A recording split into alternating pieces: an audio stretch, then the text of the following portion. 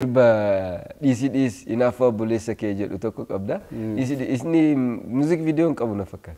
Music video kabu si makaki anis beka venjero anga makama chalutin beka namnundu anga namurmutti gani namundu manu walmuru mani beka. Malni nangale wansa wali Kenya walube. Fagane galmangenye tenane sukatenye. Malu wali fasad nukara lamiko wal marara Mafwal sakala mafdehen sawal orkina Rakon kenya chimankana Akkam jirtu nagaa jirtu hordoftoota keenya qaalii nageenyi keenya bakka jirtanitti isin qaqqabu jecha har'a waan tokko qabadhee isin dhufnillee sirba jalqabara isin dhageesse kana sirba Maafol sakala maaf deemsa wal dhorgne namoonni hedduun sirba kana sirba Haacaaluu Hundeessaa yookaan gootichi keenya sirba Haacaaluu Hundeessaa akka ta'etti beekanii yookaan hubatanii nutis akkasumas yaa turre garuu sirbichi sirba Haacaaluu osoo hin taane sirba Kee'ool Taaddasaati. Isa murteessuuf immoo viidiyoo kana ilaalee deebina.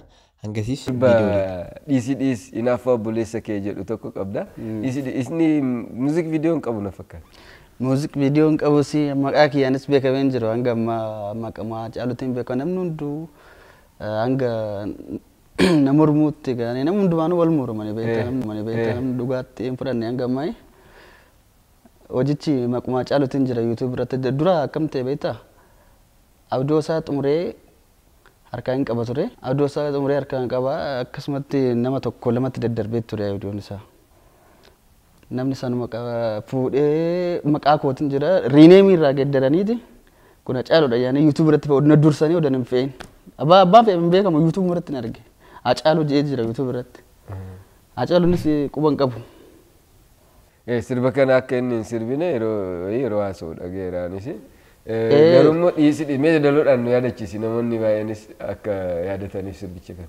Maaf wal sakala maaf deemsa wal dhorkina rakkoon keenya cimaan kana waliif yaanne waliitti yaanne malee dubbiin keenya badii dhalee maali dhugaansa maali nangalle waansa walii keenya walubee.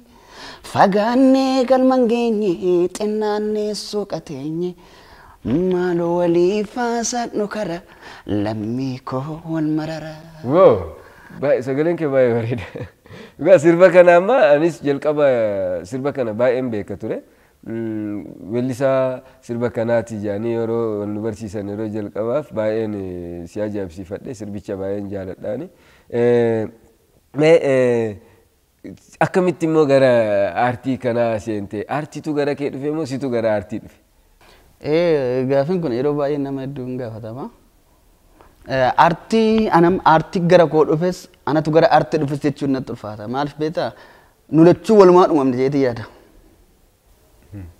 Ani aartiin fakkeenyaaf qaamota miiraa koo keessaa tokko jeetii yaada akkasittiin fudhadhaayyuu. Sigale fakkeenyaaf amma ija kiyyatu dura uumame moo natu dura uumame jechuun natti ulfaata. Sigale anumaa miti kan kootumaa walumaa uumamne waan ta'eef aartiis akkasitti ilaala. Walumaa uumamne malee tokko dura natti dhufee yookaan anatti dhufee yookaan immoo aartiitu natti dhufee jechuudha. Kana gaafii kana kasi gaafadhee fi maaliif namoonni baay'een gaa kallattiidhaan gara aartii kanatti hin seenu lakkii dhiisii siin ta'uu ogummaan kuni jedhamu gamoo illeetiin baay'inaan jechuudha. Dhiisii siin ta'us jedhamanii ijoolleen dhageenye jiru. Akkasumatti immoo ijoolleen baay'ee dandeettii qabanii akkasumatti ogummaa kana keessatti of argan jiru. Humnumaan immoo kan itti deemu jira.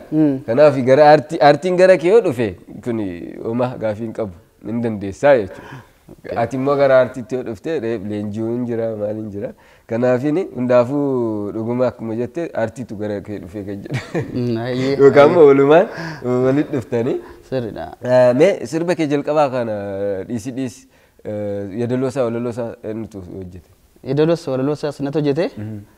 Saka yaadichi kun naan dhufeeti beektaa gaa ilma namaa kana gaafa laaltu waan yeroo bakka kamittuu har'as borus wanti kun hin bareechuun baay'ee ulfaata ilmi namaa waliif yaadu yeroo baay'ee wal xiqqeessuuf deemu kanatu jira waan kanatu gaafii natti uume maaliif ta'a wanti kun namni xiqqaate nama fayyadu hin jiru namni gabbu'ee nama fayyadu hin jiru kanaafuu waliif gaarii haa yaannu kan jedhu irratti xiyyeeffadheen waan kana osoo jedhee bareedaadha jedheen walaloo seedaloo isaa sanumatti hojjete.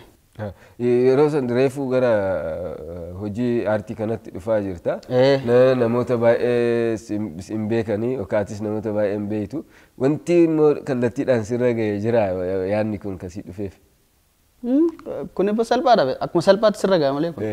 Wanta akka lamaayyuu miti bakka wantoota kun jechuun akka addaatitti miidhaan irraan ga'uuf wanti ta'ellee hangas marallee yoo ulfeessuu baadde bakka dhimtumatti waan ilma namaatirraa waan agartuudha si galee. Kanaafuu kun baratamaadha. Ogummaa kana keessa namoota ogummaa kana keessa jiran amma baay'inaan namoota muraasadha kan beeku.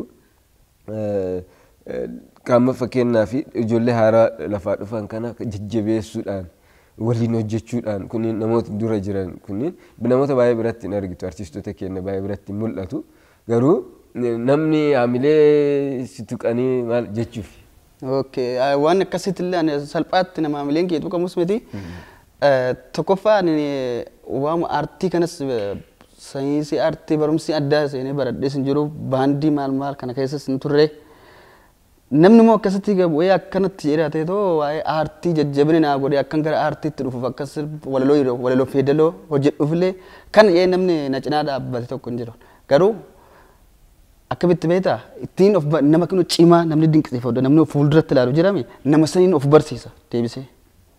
Eenyu dhaaree fakkeenya siif ta'anii namoonni si gargaaran yookaan immoo akkasumatti ilaalteetuma isa ta'uu barbaada. Ani moodelli kiyyaan yeroo taa caaluma ture.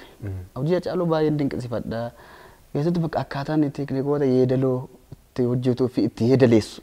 Garmalee dinqisiifadha. Hojii isaa akka adda dureedhaan tireeningis godhaa baay'ee dhaggeeffadha akka adda dureetti. Tokkoffaa sababa saniif isinatti fakkaata sagaleen kiyyaaf Hacaaluu Deematuun akkas ta'e malee waan akkatti uumamaan baanee bakka akkatti wal fakkeessu tokkos hin jiru. Ammas baay'ee gaafa itti gadi buutee dhaggeeffatte inuma beekama garaagarummaan sagalee jiraachuun sirriitti beekama akkuma fe'u ta'e akkuma fe'u ta'e akka sagalee Hacaaluu akka Hacaaluutti sagaleen kiyya wanti ta'uu hin danda'u garaagarummaan ni mul'ata. Yoo wanni walitti nu dhiyeessu tokko jiraatallee garaagarummaa inuu mul'ata ammallee keessa gubbuutee olaalte hojii kanas garuu kunumtuu kan dhufe yeroo hundaa hojii isaa irra deddeebi'ee dhaggeeffachuu fi shaakaluu irraan dhufe yeetiin yaada. Akkas beektaa yeroo baay'ee pireejarii dhiibbaa sirratti nu uuma wanti akkasii sun.